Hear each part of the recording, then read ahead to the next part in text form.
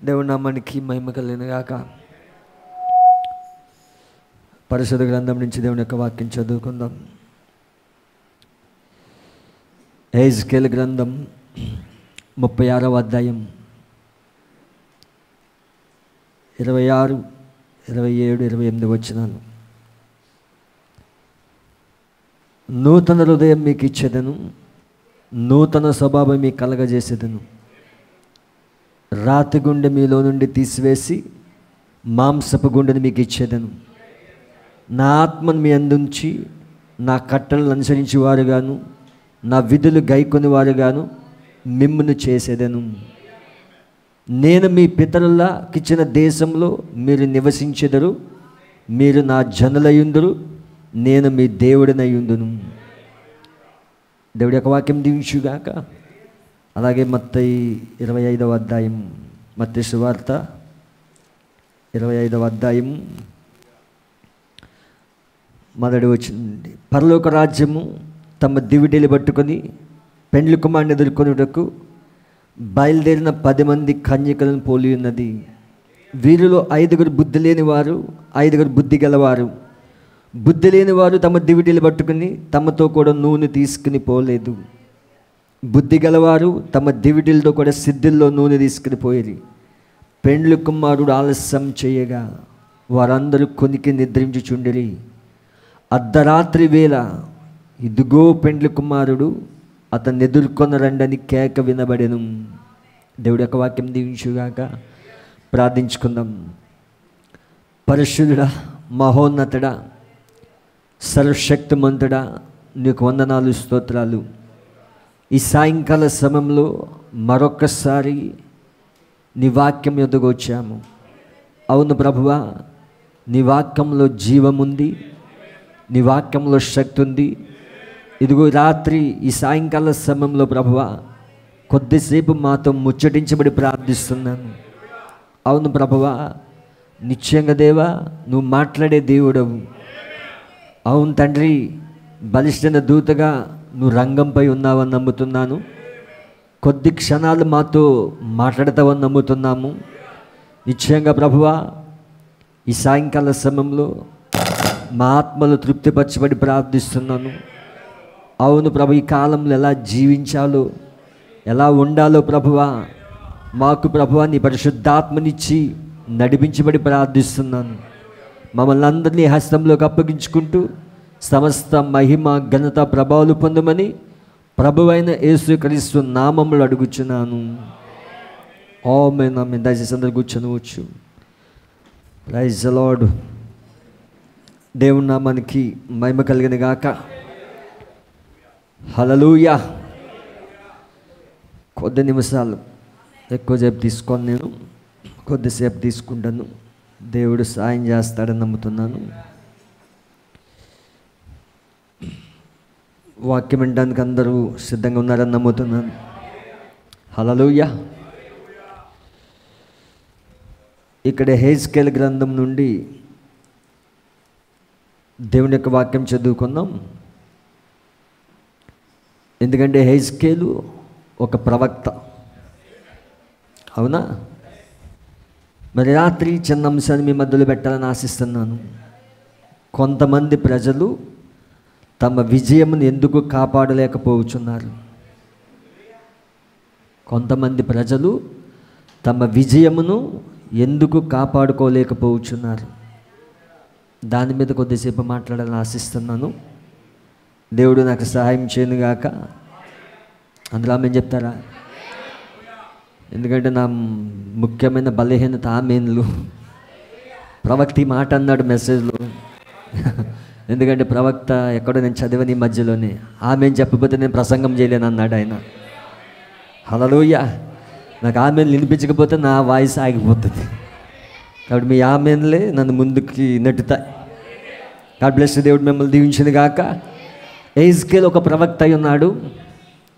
ప్రతి ప్రవక్త ఒక పక్షిరాజు, అవునా? ప్రవక్తల్ని దేవుడు ఎలా పోల్చాడంటే పక్షిరాజులతో పోల్చాడు. దేవుడు కూడా ఒక పక్షిరాజు అయి ఉన్నాడు. దేవుడు నామమున మహిమ కలుగును గాక. అయితే దేవుని ప్రవక్త అంటా ఉన్నాడు, పక్షిరాజు దేవుడు తన ప్రవక్తలను పక్షిరాజులతో పోల్చుటకు ఇష్టపడుచున్నాడు. ఆయన అలాగూ ఇష్టపడే కారణం ఏమనగా, మీరు చాలా పైకి వెళ్ళే కొలది ఎంతో దూరమైన వాటన్నిటిని మీరు చూడగలరు. ఉదయం చూసాం కదా. కావున ఈ భూమి మీద నుండి అత్యంత ఎత్తుకు వెళ్ళి అచ్చటి నుండి మీరు చూసినప్పుడు ఈ భూమి ఎంత గుండ్రంగా కనిపించును. కాబట్టి మిక్కిలి పైకి వెళ్ళే కొలది చాలా దూరంగా ఉన్న వాటిని మీరు చూడగలరు. పాత నిబంధనలో తన ప్రవక్తల గురించి దేవుడు ఇలాగూ చెప్పుచున్నాడు. పూర్వకాలముందు నానా సమయంలోనూ నానా విధములుగాను ప్రవక్తల ద్వారా మన పెద్దలతో మాట్లాడిన దేవుడు ఈ దినములంతమంది కుమారుడు ద్వారా మనతో మాట్లాడాను, యేసుక్రీస్తు ద్వారా అని చెప్పాను. హల్లెలూయా. కాబట్టి పక్షిరాజు చాలా ఎత్తుగా పైకి ఎగురుచు వెళ్ళి దాని యొక్క సామర్థ్యంతో చాలా ఎత్తుకు ఎగిరి ఎంతో దూరంగా ఉన్న వాటిని తన కళ్ళతో చూడలేకపోయిన ఎడల, అనగా అదంత ఎత్తుగా ఎగిరి అంత ఎత్తుగా తగిన విధంగా దూరంగా ఉన్న కార్యములు తన దృష్టిలో చూడలేకపోతే అదంత ఎత్తుకు ఎగిరి వెళ్ళటం వల్ల దాని ప్రయోజనం ఉండదు. అది చాలా ఎత్తుగా వెళ్ళి భూమిపైన ఉన్న వాటిని చూడకపోతే ప్రయోజనం లేదు. అర్థమవుతుందా? ఇది చాలా లోతైన మాట ఇది. ఎందుకంటే ఇతర పక్షుల శరీరం కంటే భిన్నముగా తన శరీరాకృతి ప్రకారంగానే దాని కళ్ళు దానికి రూపొందించబడినవి. కాబట్టి అది పైకి ఎగిరే కొలది ఎంతో దూరంగా ఉన్న వాటిపైన చూడగలదు. అనగా బహుదూరంగా ఉన్న వాటిని తన కళ్ళ ద్వారా స్పష్టంగా చూడగలదు. అలాగే పాత నిబంధన కాలంలో ఉన్న ప్రవక్త ఆత్మలో పరవశుడై పైకి వెళ్ళి భవిష్యత్తులో రాబోవు కార్యములను అతడు చూడగలడు. అలాగే దేవుని ప్రవక్తలో ఒకరని హెజ్కేలు కూడా దేవుని యొక్క పక్షిరాజుల్లో ఒకడు. అతడు వాటన్నిటిని దాటుకొని పైకి వెళ్ళి బహుదూరంలో ఉన్న విషయంలో చూడగలిగాను. ప్రవక్తల పనేంటి ఇప్పుడు? భవిష్యత్ కార్యములు చూడడం. ప్రతి ప్రవక్త ఒక పక్షిరాజు. ప్రతి ప్రవక్త కూడా భవిష్యత్ కార్యాలు చూశాడా లేదా? మరి హెజ్కేలు ప్రవక్త ఖేబరున దగ్గర ఉన్నప్పుడు ఆయన మేఘమును చూశాడు, ఆయన అగ్ని స్తంభాన్ని చూశాడు ఆయన. అవునా? హెజ్కేలు పుస్తకాన్ని తిన్నాడా లేదా? పుస్తకం భక్షించాడు. హెజ్కేలు మన కాలాన్ని చూశాడు. అవునా? హెజ్కేలు మన కాలంలో జరుగుతున్న పరిశుద్ధాత్మ ముద్రను చూశాడా లేదా? ఇప్పుడు హెజ్కేలు 36వ అధ్యాయంలో అది మన కాలం కోసం రాయబడింది. హెజ్కేలు ఆత్మ వస్తుడై మన కాలం చూస్తూ దాన్ని రాస్తా ఉన్నాడు. అవునా? హెజ్కేలు అర్మగొమ్మని యుద్ధాన్ని చూశాడు. హెజ్కేలు 1000 ఏళ్ల పరిపాలన ఉన్న మందిరాన్ని చూశాడు. హెజ్కేలు మనిషి కుమారుడి పరిచయం చూశాడు. ప్రవక్త ప్రతి కార్యాన్ని చూశాడు. హల్లెలూయా. ఎందుకు? ముద్రలు ఇవ్వబడిన తర్వాత ప్రతి గ్రంథం తెరవబడింది. ఇప్పుడు హెజ్కేలు ఒక ప్రవక్త అతడు పక్షిరాజు అయి ఉన్నాడు. ఇప్పుడు మన కాలం కోసం ప్రవచిస్తూ ఉన్నాడు ఇక్కడ. హల్లెలూయా. దేవుని నామమున మహిమ కలుగును గాక. మన కాలం కోసం ప్రవచిస్తూ ఉన్నాడు. ఇక్కడ ఏమంటా ఉన్నాడు? హెజ్కేలు 36:26 వచనములో నూతన హృదయం మీకు ఇచ్చేదను. I will give you a new heart. నూతన స్వభావం కాదు. And put a new spirit. నూతన ఆత్మను, నూతన హృదయమును, నూతన ఆత్మను మీకు కలగజేసేదను. రాతి గుండె మీలో నుండి తీసివేసి మాంసపు గుండె మీకు ఇచ్చేదను. నా ఆత్మను, మై స్పిరిట్. అవునా? నా ఆత్మను మీ అందుంచి నా కట్టలను అనుసరించి వారుగా, నా విధులు గైకునే వారుగా మిమ్మల్ని చేసేదను. హెజ్కేలు ప్రవచనం ఇది. మన కాలం కోసం ప్రవచిస్తూ ఉన్నాడు హెజ్కేలు. మన కాలాన్ని చూస్తూ ఉన్నాడు హెజ్కేలు. హల్లెలూయా. హెజ్కేలు ఒక పక్షిరాజు. చాలా జాగ్రత్తగా వినండి. దేవుని నామమున మహిమ కలుగును గాక. చాలా జాగ్రత్తగా వినండి. ప్రవక్త కొన్ని కార్యాలు చెప్తా ఉన్నాడు ఇక్కడ.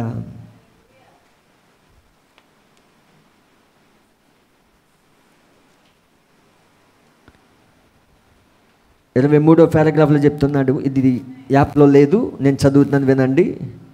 ఇప్పుడు గమనించండి. కావున సంఘమునకు మెలమెల మెరిసే మెరుపులు అవసరం లేదు. అలాగే సంఘమునకు నూతన తేజస్సు అవసరం లేదు. సంఘములకు మరలా నూతన జన్మతో జన్మించుటయే అవసరమై ఉన్నది. సంఘానికి ఏం కావాలి ఇప్పుడు? నూతన జన్మ. ఇది చిన్న అంశం అనుకోకండి, చాలా లోతుగా నాటుకోనివ్వండి.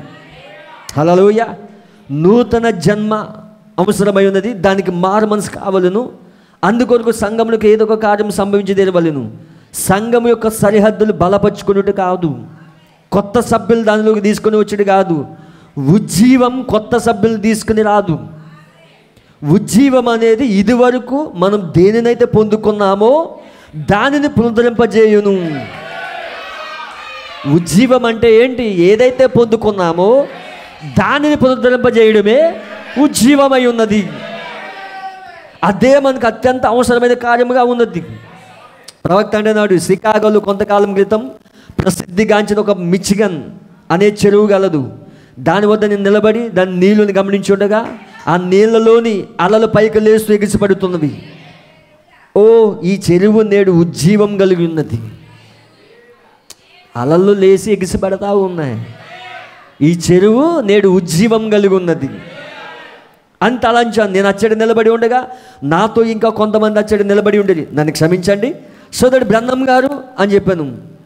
ఈ చెరువు ఉజ్జీవం కలిగి ఉన్నది అని నేను చెప్పాను. ఎట్లు? ఒక ఉజ్జీవం గురించి మీరు ఏమి తలంచుచున్నారు?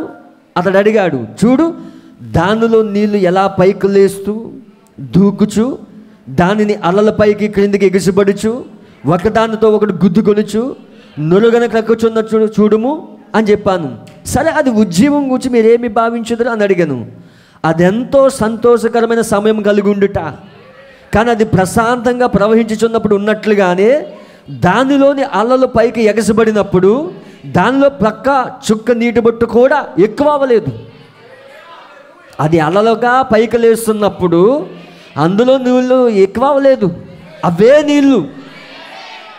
అవునా అనే విషయం మీరు గుర్తించాలి. అలాగే మనం ఎగిరి గంతులు వేయచ్చు, పరవశంలో వేరే పరిమాణంలోకి వెళ్ళినా ఆ చెరువులో ఎక్కువ తక్కువ కాకుండా ఎన్ని నీళ్ళు ఉన్నావో అలాగే మన యొక్క గంతులు బిగ్గరగా అరిచే అరుపులు, దేవుడు స్తుతించే స్తుతులు అద్భుతంగా ఉండవలను. అది నిజం. కావున ఆనందించుచు పరవశంతో నాట్యమాడుతూనే దానిపైన సంఘం కట్టబడలేదు, కానీ సంఘం పరిశుద్ధాత్మ అభిషేకం పైన దేవుని ప్రేమ పైనే కట్టబడినది. హల్లెలూయా. సంఘం దేవుని ప్రేమ పైనే కట్టబడినది. అందుకే మనం పరవశంలో ఉండాలి. దేవుని సంఘానికి వచ్చినప్పుడు ఆత్మాభిషేకంతో ఉండాలి. దేవుడు నామమున మహిమ కలుగాక. మనం ఏదైతే పొందుకున్నామో అదే మన ఉజ్జీవాన్ని ఇస్తుంది. కొత్త సభ్యులు తీసుకురావడం కాదు. హల్లెలూయా. ఓ, ఉజ్జీవం అంటే జన సమూహాలు ఉండడం కాదు. ఉజ్జీవం అనేది ఒక్క వ్యక్తి ఉన్నా ఉజ్జీవం వస్తుంది. అక్కడ ఉజ్జీవం అనేది వ్యక్తులు బట్టి రాదు. యేసుక్రీస్తు ఇక్కడ ఉంటే, వాక్యం ఇక్కడ ఉంటే ఉజ్జీవం వస్తుంది. దేవుడు నామమున మహిమ కలుగాక. అది ఉజ్జీవం అంటే. అలాగైతే ఒక ఉజ్జీవం వల్ల ప్రయోజనం ఏమిటి అని అడగవచ్చు. సముద్రంలో లేదా పెద్ద చెరువులో ఒక ఉజ్జీవం పొందుకున్న ప్రతిసారి మీరు గమనించిన దానిలో ఉన్న సమస్త చెత్తను బయటకు త్రోసివేయటకై దానిలో నీళ్ళు ముందుకు వెనుక కొట్టుకొనుచు గిరిగిరా తిరుగుచు వాటన్నిటిని గెలకొట్టినట్లు తిప్పును. దానిలో ఉజ్జీవం ముగించిన తర్వాత వ్యర్థమైన చెత్త అంతా ఒక చోటకి చేరి దాని ఒడ్డుకి చేరును. కాబట్టి ఒక ఉజ్జీవం కలిగినప్పుడు అది తనను తాను శుభ్రపరచును. జీవము గల దేవుడి యొక్క సంఘమునకు దానిలో ఉన్న సమస్త కలుషితమును బుద్ధి లేని చెత్తనంతా గిరిగిరా తిప్పి సంఘం నుండి వెలుపలకు త్రోసివేయుటకు ఒక ఉజ్జీవం దానికి అవసరమై ఉన్నది. మనలో ఉన్న చెత్తంతా పోవడానికే ఉజ్జీవం. అసలు ఉజ్జీవం అంటే మనం ఏదైతే పొందుకున్నామో దాన్ని కలిగి ఉండటం. అవునా? దేవుని పరవశంలో ఉండడం, దేవుని ప్రసన్నతలో ఉండడం, ఆ వాక్యం వస్తున్నప్పుడు ఆమేన్ చెప్పడం, సంతోషంగా దేవుడిని స్తుతించడం, అది ఒక ఉజ్జీవం. అది కానీ ఉజ్జీవం ఏం చేస్తుంది?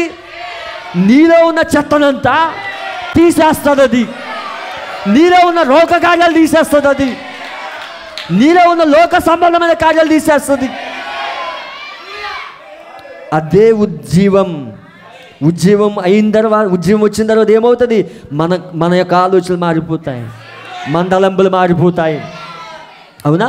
ఇప్పుడు యేసుకేలు దేన్ని మాట్లాడుతూ ఉన్నాడు? మన కాలం కోసం మాట్లాడుతూ ఉన్నాడు. చాలా జాగ్రత్తగా వినండి. మన కాలం కోసమే యేసుకేలు మాట్లాడుతూ ఉన్నాడు. ప్రజలాడు చాలా జాగ్రత్తగా వినండి. 30వ పారాగ్రాఫ్లో ఇలా ఉంటున్నాడు. ఇప్పుడు మీరు వర్తమానమును పాతకాలపు విశ్వాసం గల వారి యొద్దకి అంత సులభంగా తీసుకుని వెళ్ళలేరు. వర్తమానమును పాతకాలపు విశ్వాసుల యొద్దకు సులభంగా తీసుకుని వెళ్ళలేరు. పరిశుద్ధ గ్రంథం దాని గురించి చాలా కాలం క్రితం యేసు చెప్పాను, క్రొత్త ద్రాక్ష రసమును పాత తిత్తుల్లో పోయారు. క్రొత్త ద్రాక్ష రసమును పాత తిత్తుల్లో పోయారు అని ఆయన చెప్పాను. చెప్పాడా యేసు? యేసు చెప్పాడా లేదా? లూకాసు వార్త తీయండి. లూకాసు వార్త 5వ అధ్యాయం 37వ వచనం.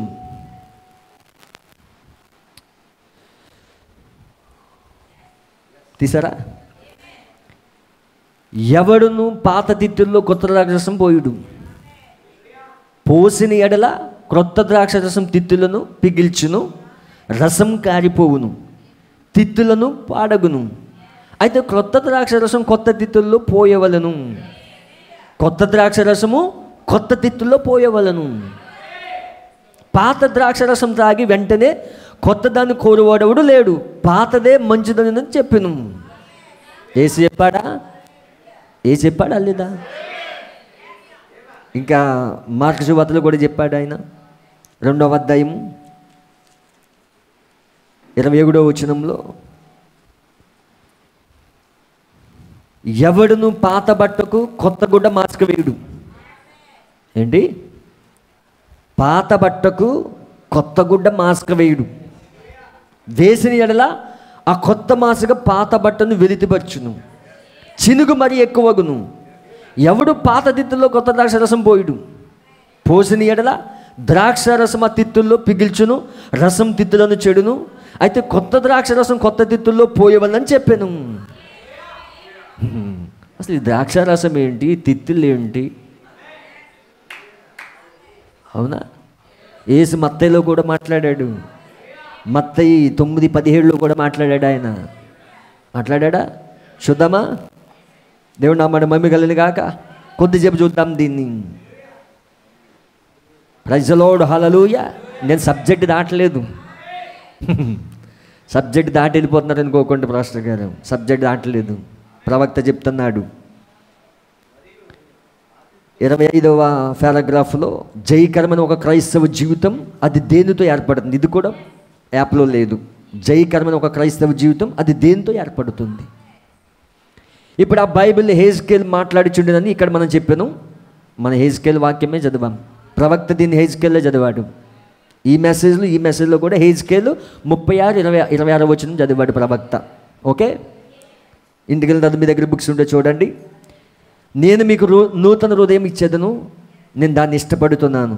ఆ విధంగా ఆయన చేయనయుండి దేవుడు ఎల్లప్పుడూ ఏదో ఒక కొత్త దాని గురించి మాట్లాడుచున్నాడు. ఆయన ఇప్పుడే అని చెప్పలేదు. ఆ పాత స్థితిలో ఉన్నదానికి కేవలం ఆయన అతుకు వేయగలడని దాని ఉద్దేశం అది కాదు.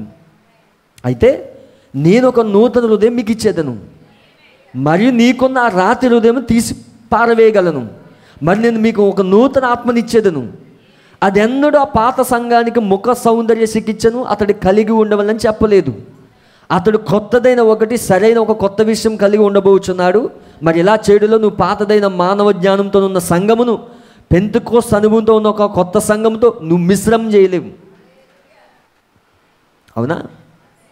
యేసు చెప్పాను, నువ్వు పాత తిత్తుల్లో కొత్త ద్రాక్షరసం పోయలేవు.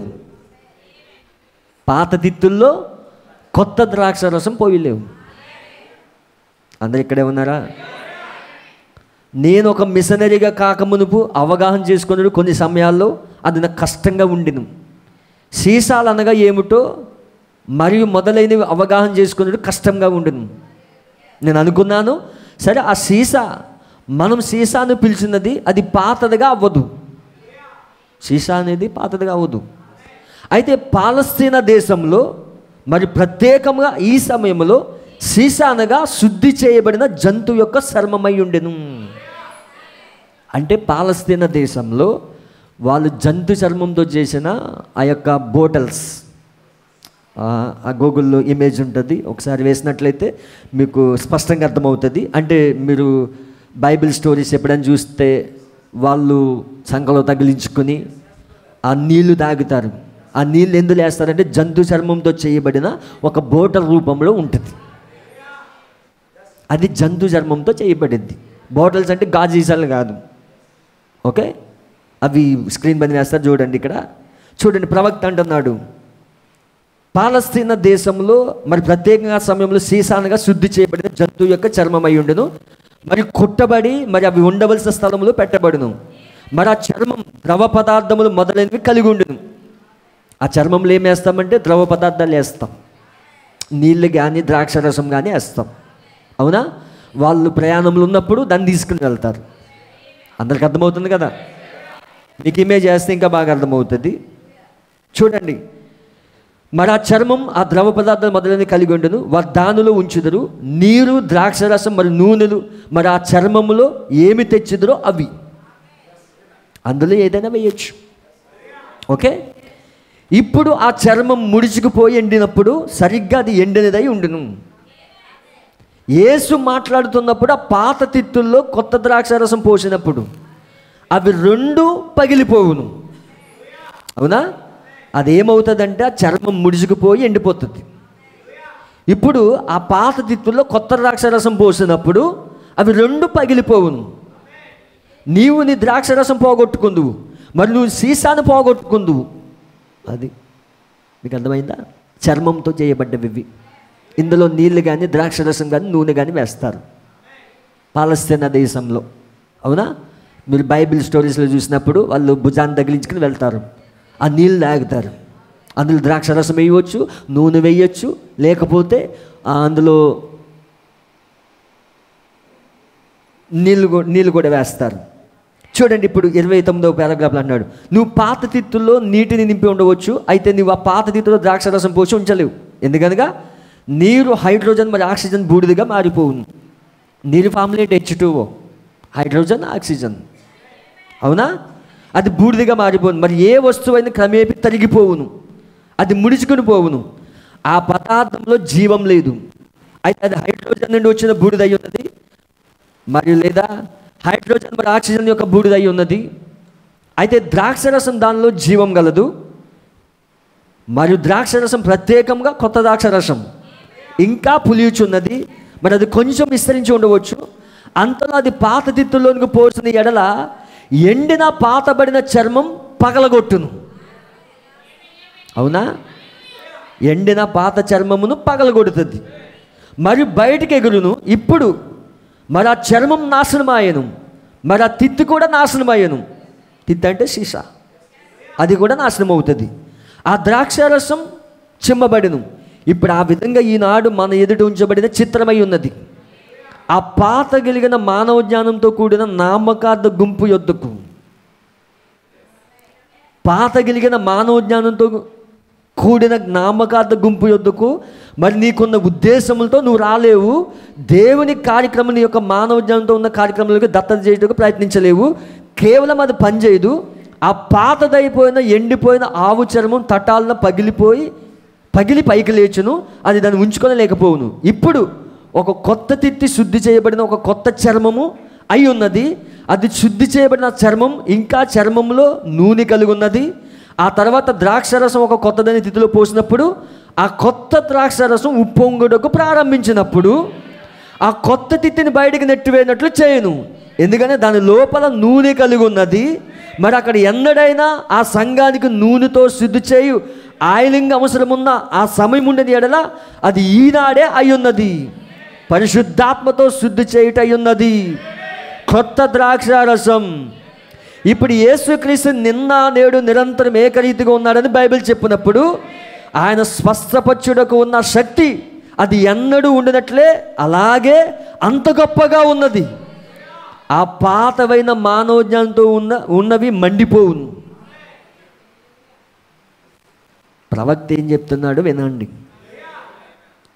ఇప్పుడు ఆ పాత తిత్తుల్లో కొత్త ద్రాక్షారసం వేస్తే ఆ తిత్తి పాడవుతుంది, అవునా? ఆ ద్రాక్ష రసం పాడవుతుంది. అవునా? అర్థమైందా మీకు? దాన్ని తీసుకుని ప్రవక్త ఏం చెప్తున్నాడంటే, ఇప్పుడు ఆ తిట్టెవరో కదా మనం. అవునా? మనం మన సిద్ధాంతాలతో వచ్చినప్పుడు, మన ఆచారాలతో వచ్చినప్పుడు ద్రాక్షారసం ఏంటి? ఈ కాలపు ద్రాక్షారసం, ఈ కాలపు వాక్యం దానిలో పోస్తున్నప్పుడు యేసుక్రీస్తు నిన్న నేడు నిరంతరం ఏకరీతిగా ఉన్నాడంటే ఆ తిత్తి పగిలిపోతుంది.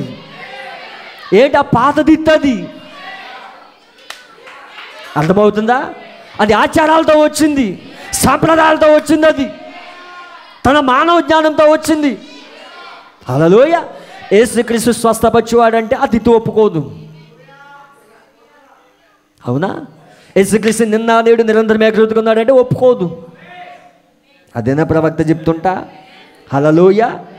దేవుని నామమున మహిమ కలుగును గాక. అందరి గట్టిగా ఆమేన్ చెప్పండి. అయితే కొత్త ద్రాక్షరసం ఒక కొత్త తిత్తిలో ఉంచినప్పుడు, మరి ఆ తర్వాత ఎప్పుడైతే ఉప్పొంగుడుగా ప్రారంభించగా మనం అభ్యాసం చేయడానికి ఉపయోగించు ఆ పాతదైన వెలుపలి భాగంలో ఉన్న వేదాంతం నుండి ఆ జీవం పనిచేయడానికి ప్రారంభించును. మరి దాని యొక్క దైవికమైన వాగ్దానంలో దేవుని యొక్క వాక్యం చూసి ఇలా చెప్పాను, యేసుక్రీస్తు నిన్న నేడు నిరంతరము ఒక్కటే రీతిగా ఉన్నాడు. ఆ కొత్త ద్రాక్షరసం హల్లెలూయా అని చెప్పును. మరి పాతదితి ఇలా చెప్పును, దేవునికి మహిమ అని తెరుచుకొని దానికి స్థలం ఇచ్చును. మనం పొందినది అదే. ఆ పాత తిత్తులో కొత్త ద్రాక్షరసం పోయుడే కాదు, అది ఇలా చెప్పును. ఇప్పుడు మా పాఠశాల వేరుగా బోధించును, అది మా సంఘశాఖ. ఆ పాతదైన ఎండిపోయిన ఆవు చర్మం మా ఉపదేశకులు, మా కాపరి ఈ సంగతులు సమాప్తమైనవని చెప్పుదురు. అద్భుతాలు జరిగే దినాలు అయిపోయాయి. అర్థమవుతుందా? దేవుడు స్వస్థపరచడం ఎప్పుడు ఆపేశాడు? అపోస్తలులతో ఆపేశాడు. అవునా? మరి కొత్త ద్రాక్షారసం ఏంటి? యేసుక్రీస్తు నిన్న నేడు ఏకరీతిగా ఉన్నాడు. ఆయన అపోస్తలులతో ఆగిపోలేదు. ఆయన ఈరోజు కూడా సజీవంగా ఉన్నాడు. అబ్రాహాం కాలంలో ఏదైతే చేశాడో ఇప్పుడు అదే చేస్తాడు ఆయన. మోషే కాలంలో ఏదైతే చేశాడో ఇప్పుడు అదే చేస్తాడు ఆయన. హల్లెలూయా. అయితే అది ఒక కొత్త చర్మమైన ఎడల అది కొత్త జీవం కలిగి అది సాగినదై ఉండి ఆ వాక్యమును చోటిచ్చుచు ఆ వాక్యము ఆత్మ కలిగి ఉండను. దేవుని నామమున మహిమ కలుగును గాక. అదే నువ్వు కొత్తగా జన్మించి వర్తమానం అంగీకరించినప్పుడు, ఈ ద్రాక్షరసం పోయబడుతున్నప్పుడు ప్రతి మాటకి ఆమేన్ చెప్తావు, ప్రతి మాటకి హల్లెలూయా చెప్తావు. హల్లెలూయా. ఎందుకు? ద్రాక్షరసం వస్తున్నప్పుడు, ఆ ఉద్దేశం వస్తున్నప్పుడు నువ్వు మౌనంగా ఉండలేవు, నువ్వు మౌనంగా కూర్చోలేవు. ఇక్కడ ఆమేన్ చెప్తావు, హల్లెలూయా చెప్తావు, దేవుని స్తుతిస్తావు. అలా జరుగును గాక అని చెప్తావు. ఈరోజు సంఘంతో సమస్య ఏంటో తెలుసా? పాత తిత్తులతో రావడం, ఆచారాలతో రావడం, సంప్రదాయాలతో రావడం. ఏ సంఘ శాఖ విడిచిపెట్టి వచ్చారో అదే సంఘ శాఖ యొక్క ఆచారాలు కలిగి ఉండడం. అర్థమవుతుందా? హల్లెలూయా. దాన్ని విడిచిపెట్టాలి. ఇప్పుడు యేసు మాట్లాడింది ఇది. ఆయన ఉపమాన రీతిలో మాట్లాడాడు అక్కడ. హల్లెలూయా. ఉపమానంగా మాట్లాడాడు ఆయన. యేసు మాట్లాడుతుంది నీ గురించి మాట్లాడుతూ ఉన్నాడు. హల్లెలూయా. యేసు నీ కోసం మాట్లాడుతూ ఉన్నాడు. నువ్వు వాక్యం వస్తున్నప్పుడు ఆమేన్ చెప్పేవాడిగా ఎప్పుడు ఉంటావంటే నీ ఆచారాలు విడిచిపెట్టినప్పుడు, నీ సాంప్రదాయాలు విడిచిపెట్టినప్పుడు, నీ సంఘ శాఖను విడిచిపెట్టినప్పుడు నువ్వు ఆమేన్ చెప్పగలుగుతావు. యేసుక్రీస్తు నిన్న నేడు నిరంతరం ఏకరీతిగా చెప్తావు. Praise the lord. హల్లెలూయా. గత సాయంకాలం ఎవరు ఒక క్యాన్సర్ నుండి స్వస్థత పొందారు. ఆ పాతదైన చర్మమనును ఆ వైద్యుడు ఏమి చెప్పును? నన్ను చూడనివ్వండి. గత రాత్రి క్యాన్సర్ నుండి ఒకడు స్వస్థత పొందాడని చెప్తే ఆ పాత దిత్తు అంటదంట. ఆచారాలతో వచ్చిన పాత దిత్తు, సాంప్రదాయాలతో వచ్చిన పాత దిత్తు ఏమంటది? ఒక్కసారి ఆ వైద్యుడు ఏం చెప్తున్నాడు? నన్ను విననివ్వండి. ఇక్కడేమో యేసుక్రీస్తు స్వస్థపరిచాడని చెప్తే వైద్యుడితో పని ఏంటి నీకు? వైద్యుడు ఏం చెప్తాడో విననివ్వండి. ఇప్పటి నుండి వాడిని 1 సంవత్సరం వరకు చూడనివ్వండి, నేను దాన్ని నమ్మలేకపోతున్నాను. అయితే కొత్త చర్మం ఎలాగను, గొర్రె పిల్లకి హల్లెలూయా అని చెప్పి తెరుచుకొని చోటునిచ్చును. అప్పుడు ఆ తిత్తి ద్రాక్షరసం 2 భద్రముగా ఉండును. నీవు ఆ పాత తిత్తిలో కొత్త ద్రాక్షరసం పోయలేవు. పాత తిత్తుల్లో కొత్త ద్రాక్షరసం పోయలేవు. ప్రైజ్ ది లార్డ్, హల్లెలూయా. ఈ కాలపు వర్తమానం నీకు అర్థం కావాలంటే పాత తిత్తిగా రావద్దు. నువ్వు ఇక్కడ ద్రాక్షరసం పోయబడుతున్నప్పుడు కొత్త తిత్తిగా ఉండాలి. నువ్వు వాక్యానికి ఆమె చెప్పేవాడు ఉండాలి. వాక్యం వచ్చినప్పుడు అలా చెప్పేవాడు ఉండాలి. పాత తిత్తుగా వస్తే, నీ మానవ జ్ఞానంతో వస్తే, ఇక్కడ వాక్యం వస్తున్నప్పుడు నువ్వు నమ్మలేవు.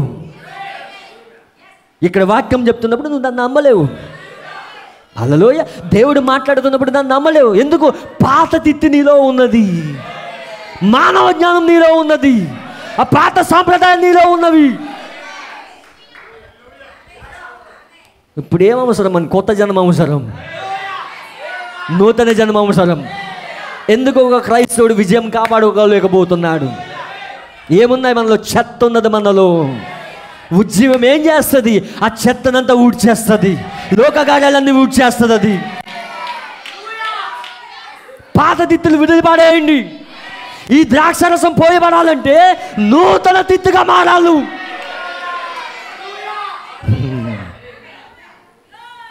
ప్రైజ్ ది లార్డ్, హల్లెలూయా. కొత్త చర్మం ఏమంటది? గొర్రె పిల్లకి హల్లెలూయా అని చెప్పి తెరుచుకొని చోటునిచ్చును. అప్పుడు తిత్తి మరియు ద్రాక్షరసం 2 భద్రంగా ఉండును. అవునా? ఈ ద్రాక్షరసం పోయబడుతున్నప్పుడు నువ్వు నిజంగా కొత్త తిత్తువు అయితే ఈ ద్రాక్షరసం భద్రంగా ఉంటుంది. ప్రతి మాటగా మేము చెప్తావు, ప్రతి మాటకి దేవుడు స్తుతిస్తావు, ప్రతి మాటకి హల్లెలూయా చెప్తావు. అదే పాత తిత్తితో వస్తే ఇది ఎలా సాధ్యం? ఇది ఎలా సాధ్యం? దేవుడు ఇలా చేయగలడా? ఒక్కసారి వైద్యుడు ఏం చెప్తాడు విననివ్వండి. నేను 1 సంవత్సరం పాటు ఈ వ్యక్తిని పరీక్షిస్తాను, దేవుడు స్వస్థపరిచాడో లేదో. కొత్త తిత్తి అయితే అలా చెప్పదు. దేవుడు స్వస్థపరిచాడు, ఆమేన్ అంటది. దేవుడు నిన్న నేడు నిరంతరం ఏకరీతికున్నాడు, ఆమేన్ అంటది. అది కొత్త తిత్తి.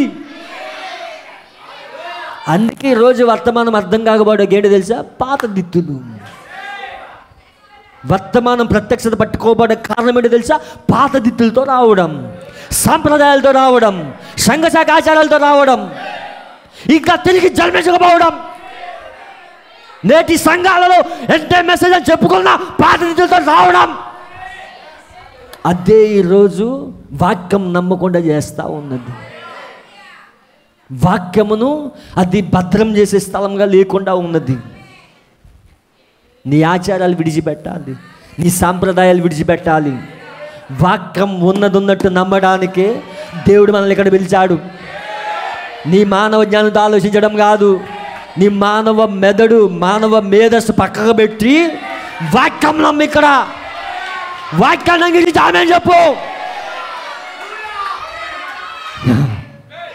వాక్యం వస్తున్నప్పుడు ఆమేన్ చెప్పాలా లేదా? అది పాత దిత్తది. కొన్ని మాటలుగా ఆమేన్ చెప్తుంది, కొన్ని మాటలుగా ఆమేన్ చెప్తుంది. పాత దిత్తది. అదే కొత్త దిత్త అయితే ప్రతి మాటగా ఆమేన్ చెప్తుంది, ప్రతి మాటగా అలా చెప్తుంది. దేవుని నామమున మహిమ కలుగును గాక.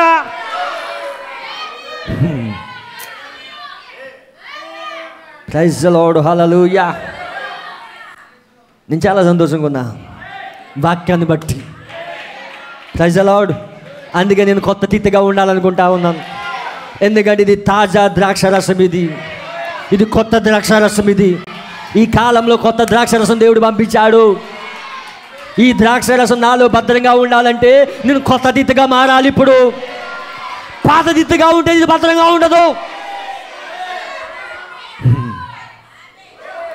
అందుకే ఇది సింపుల్గా తీసుకోకండి, మెసేజ్ చాలా లోతుగా నాటుకోనివ్వండి. హల్లెలూయా. ఈరోజు సంఘాల్లో వచ్చిన సమస్య ఇదే. అంటే మెసేజ్ అని చెప్పుకోవడం, ప్రవక్త ఉన్నాడని చెప్పుకోవడం, మేఘం ఉన్నదని చెప్పుకోవడం, కానీ వాక్యం నమ్మకపోవడం. ఈ కాలపు ఈ గడి యొక్క వాక్యాన్ని నమ్మకపోవడం, ఈ కాలపు యొక్క ప్రణాళిక నమ్మకపోవడం. సమస్య ఏంటి? పాత తిత్తు.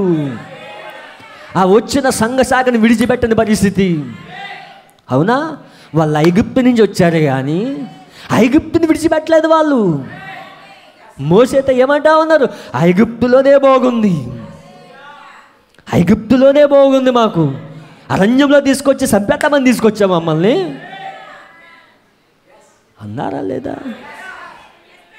ఐగుప్తే బాగుంది. ఈరోజు అంటే మెసేజ్లో ఉండి డినామినేషన్ బెస్ట్. సంఘ శాఖ ఆత్మ చావలేదుడికి, సంఘ శాఖ ఆచారాలు చావలేదుడికి. అందుకే వాక్యం ఎక్కట్లేదు వీడికి. ఈరోజు సమస్య అదే. కొత్త తిత్తుగా మారాలి. ఇప్పుడు ఇదేంటి? నూతన ద్రాక్షరసం, కొత్త ద్రాక్షరసం ఇది. ఈ ద్రాక్షరసం నీలో నిలవ ఉండాలంటే, నీలో భద్రంగా ఉండాలంటే నువ్వు కొత్త తిత్తుగా మారాలి, తిరిగి జన్మించాలి.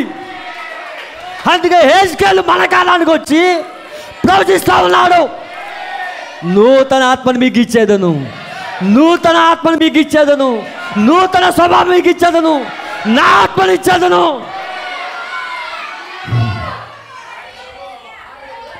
ప్రైజ్ ది లార్డ్, హల్లెలూయా.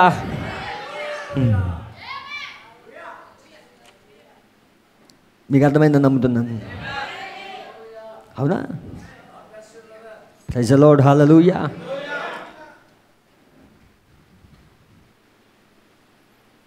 ప్రవక్త అంటున్నాడు, కాబట్టి ఈ దినము కూడా అదే విధంగా ఉన్నది. పరలోకం నుండి దిగి వచ్చిన ఈ తాజా నూతన పెంతెకోస్తు ద్రాక్షరసం మద్యమును తీసుకుని ఏదో ఒక పాతకాలపు సిద్ధాంతములతో, పాతకాలపు ఆచార మార్గములకు అలవాటు పడిన మరి మూర్ఖత్వ విధానంలో మరణించే వాటితో కలపకూడదు. ఎందుకనగా మీరు అట్లు చేసిన ఎడల, అనగా పరిశుద్ధాత్మ బాప్తిసం గురించి, దైవిక స్వస్థత గూర్చి, మరి సూచక్రియలు అద్భుత కార్యములు గూర్చి మీరు వారి వద్దకు వెళ్ళి బోధించినప్పుడు అది పాత తిత్తు కాబట్టి దాని చర్మం సాగుచు అది బద్దలైపోవును.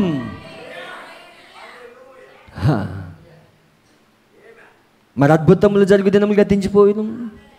నేను దాంతో ఇక సమ్మతించలేను. అసలు ఈ ప్రసంగంలో నేను ఏకీభవించలేను. మన ప్రసంగాలు వాళ్ళకి అర్థం కావు, మన ప్రసంగాలు ఏకీభవించలేరు. ఎందుకు? పాత తిత్తది. ఏంటది? పాత తిత్తది. అద్భుతాలు గతించిపోయిన దినాలు ఎప్పుడు అయిపోయాయి. దేవుడు ఎప్పుడో స్వస్థపరిచాడు, అపోస్తులతో అయిపోయింది. అది అవి బద్దలైపోయి కారిపోయి దాని ద్వారం గుండా వెళ్ళిపోవును. అది నిజం, మీరు దాన్ని చేయలేరు.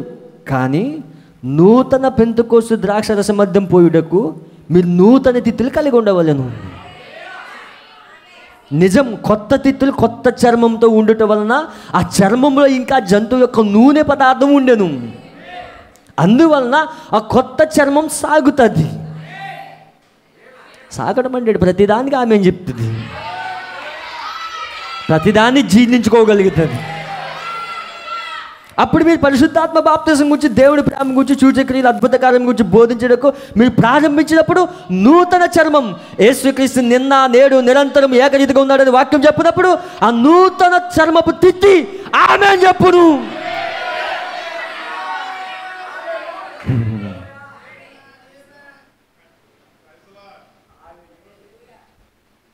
పెంతెకోస్తు అనగా మీ సంఘ శాఖను గురించి నేను మాట్లాడట్లేదు, కానీ ఆ పెంతెకోస్తు యొక్క అనుభవం గురించి చెప్పుచున్నాను. పెంతెకోస్తు అంటే సంఘ శాఖ కోసం మాట్లాడట్లేదు. పెంతెకోస్తు అనుభవం, మేడగది అనుభవం, అదేదో ఒక సంఘ శాఖ కాదు. పెంతెకోస్తు అనగా మీరు దేనినైతే స్వీకరించారో అదే గుణం.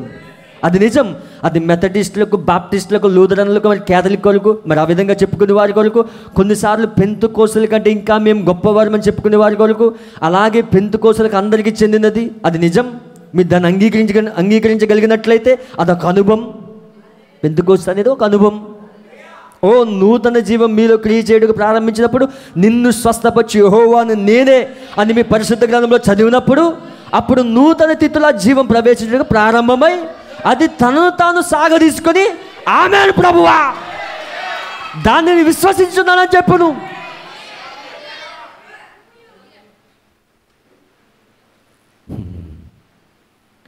ఈ దినమున మనకు కావాల్సింది ఏమనగా పాతకాలపు భక్తి. పాతకాలపు భక్తి కావాలి, నామకార్థ భక్తి కాదు. ఇప్పుడు పాతకాలపు భక్తి, పాతకాలపు భక్తి, పెంతెకోస్తు అనుభవం అనే పరిశుద్ధాత్మ యొక్క శక్తి మనకు అవసరం. నిజం, ఎదిగేటప్పుడు కలిగే నొప్పులు మనకు అవసరమై ఉన్నవి. ఎదిగేటప్పుడు కలిగే నొప్పులు, అప్పుడే ప్రభు మనలో ఉండి క్రియ చేయడానికై విశాల హృదయముతో మనం సమర్పించుకోగలం. ఓ ఆమేన్ అని చెప్పలేని మీలో ఉన్న సమస్త సంకుచితమైన కార్యములు నేను ద్వేషించుచున్నాను. దేవుని సన్నిధిలో ఉండి ద్రాక్ష రసాన్ని తాగుతూ ఆమేన్ చెప్పలో ఉన్న స్థితి ఉంటే నేను ద్వేషిస్తానన్నాడు ప్రవక్త. నా మాట కాదు, ఇది ప్రవక్త. హల్లెలూయా. ఎదిగేటప్పుడు కలిగే నొప్పులు మనకు అవసరమైనవి. అప్పుడే ప్రభు మనలో ఉండి క్రియ చేయడానికై విశాల హృదయముతో మనం సమర్పించుకోగలము. ఓ ఆమేన్ అని చెప్పలేని మీలో ఉన్న సమస్త సంకుచితమైన కార్యములు నేను ద్వేషిస్తున్నాను. ప్రవక్త ద్వేషిస్తున్నాడండి ఆమేన్ చెప్పలేని వాళ్ళని, వాక్యమునికి ఆమేన్ చెప్పలేని వాళ్ళని. అవునా? ప్రవక్త అన్నాడు, నువ్వు ఆమేన్ చెప్పకపోతే అసలు విశ్వాసమే కాదు. నువ్వు వాక్యములకు ఆమేన్ చెప్పేవాడు విశ్వాసి. ఆయన మాట్లాడుతున్నప్పుడు మనిషి మాట కాదు, ఇది నా మాటలు కాదు, ఇవి ఆయన మాట. ఇది ఆయన మాట్లాడుతున్నప్పుడు ఆమేన్ చెప్పుకోవడం ఉండాలి. ఆలోచించేవాడుగా కాదు ఇక్కడ, అది ఎలా జరుగుతుంది అది కాదు ఇక్కడ, ఆమేన్ చెప్పేవాడుగా ఉండాలి. దాన్ని నమ్ముతున్నాను ప్రభువా, అది ఎలా చేస్తావు నాకు తెలియదు, నేను నమ్ముతున్నాను.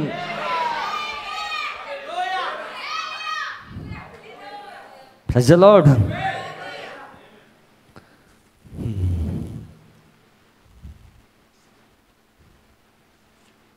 దేవుడు నమ్మడి మమ్మీ కలిగాక ఒక్క పాయింట్ చేసి నేను ముందుకు వెళ్తాను. నేను అనుకున్న మెసేజ్లోకి వెళ్ళాలని ఆశిస్తున్నాను. ఒక్క మాట, అద్భుతమైన మాట ఇక్కడ.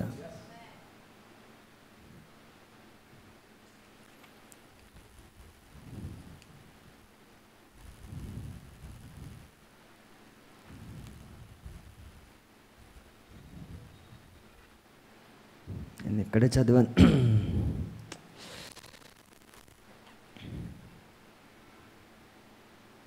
ఓకే ఓకే ఓకే దేవుని ప్రవక్త అంటున్నాడు,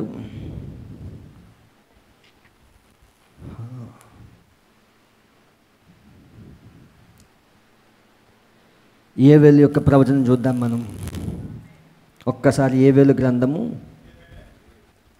1వ అధ్యాయం 4వ వచనం. గొంగల పురుగులు విడిచిన దాన్ని మిడతలు తినివేసి ఉన్నవి, మిడతలు విడిచిన దాన్ని పసర పురుగులు తినివేసి ఉన్నవి, పసర పురుగులు విడిచిన దాన్ని చీడ పురుగులు తినివేసి ఉన్నవి. మత్తులారా మేలుకొని కన్నీరు విడివడి, ద్రాక్షరసపానం చేయవల్ల రోదనం చేయుడి, క్రొత్త ద్రాక్షరసం మీ నోటికి రాకుండా నాశనం అయ్యను. ఓకే, అవునా? యోవేలు ఇక్కడ ప్రవచిస్తూ ఉన్నాడు. ప్రవక్త అంటున్నాడు, ఇప్పుడు ఆ లూథరన్ విడిసిన దాన్ని మెథడిస్టులు తినేశారు, ఆ మెథడిస్టులు విడిచిన దానిని బాప్టిస్టులు తినేశారు, ఆ బాప్టిస్టులు విడిచిపెట్టిన దాన్ని ప్రెస్బిటేరియన్లు తినేశారు, ఆ ప్రెస్బిటేరియన్లు విడిచిన దానిని నజరేయులు తినేశారు, ఆ నజరేయులు విడిచిపెట్టిన దాన్ని ఆ పెంతెకోస్తు వాళ్ళు తినేశారు. అయితే నేను పునరుద్ధరించేదను. ఇదేంటి పునరుద్ధాన కాలం ఇది. మళ్ళా రిస్టోరేషన్ చేస్తానన్నాడు ఆయన, మళ్ళా బ్యాక్ టు ద పెంతెకోస్తు తీసుకొస్తానన్నాడు ఆయన. ఇప్పుడు పునరుద్ధాన కాలంలో ఉన్నాం మనం.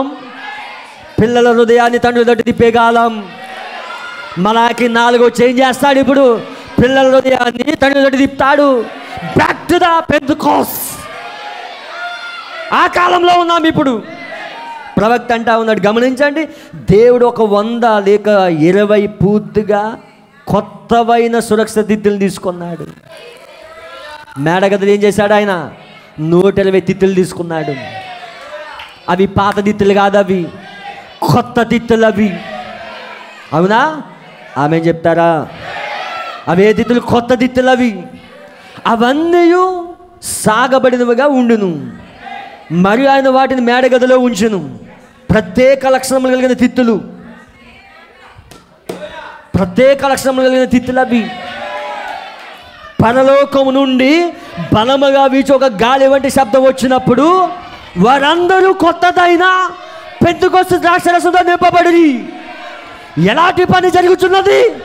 మరి ఒక కదలిక వచ్చినది, మరి అక్కడ తప్పక ఒక ప్రేలుడు ఉండాలి. ఆ తిత్తులు ఎలా ఎగురుచున్నావో, గంతుచున్నావో, అవి వాటిలో అక్కడ జీవం కలిగి ఉన్నవి.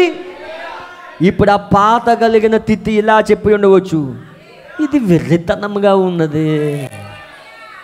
పరిశుద్ధాత్మ పరలోకం నుండి వచ్చినప్పుడు, బలమైన గాలితో వచ్చినప్పుడు ఆ తిత్తులు ఎగురుతూ ఉన్నాయి, దేవుని స్తుతిస్తూ ఉన్నారు, దేవుని కనబరుస్తూ ఉన్నారు. కానీ పాత తిత్తులు అన్నా ఇదేదో వెర్రితనమే. ఏంటి, ప్రొద్దుపోయి ఇంకా జామ్ అయినా కాలేదు, వీళ్ళప్పుడే మద్యం చేయించారా? అవి పాత తిత్తులు అవి. అయితే కొత్త తిత్తి జీవం కలిగి ఉన్నది, మరి వ్యాపించి బయటికి వెదజల్లబడును. ఆత్మ చెప్పుచున్న ప్రతి సంగతికి ఆమె నన్ను బిగ్గరగా ఇచ్చును. ఆ పాత బోధకు మంచిగా కనిపించని అక్కడ కొన్ని సంగతులు ఆ విధంగా ముందుకు వెళ్ళాయి. అయితే అవి కొత్త తిత్తులు, అవి దానికి నిలబడి ఉండగలవు.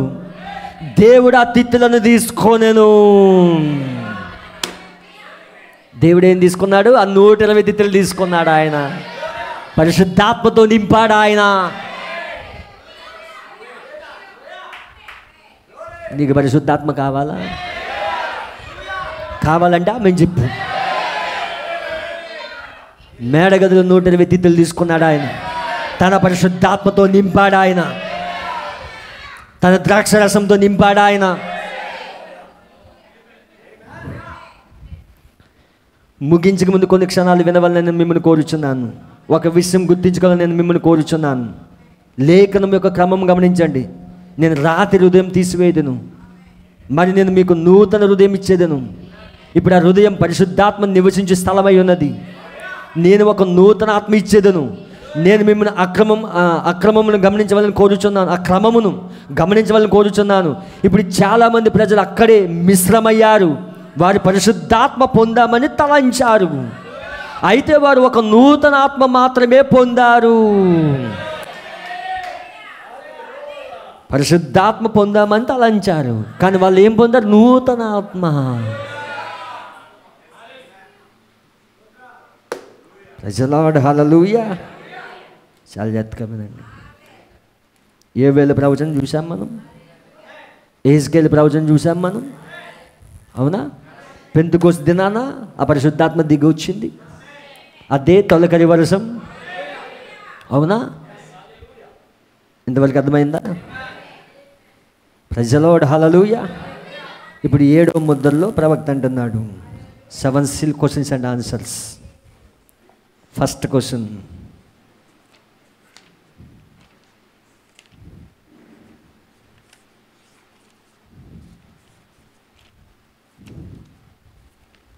క్వశ్చన్స్ అండ్ ఆన్సర్స్లో ఫస్ట్ క్వశ్చన్ 42 పారాగ్రాఫ్. ఇప్పుడు నేను చదివిన లేఖనమే మత్తయి 25. ఓకే, మత్తయి 25 నేను చదివాను. అవునా?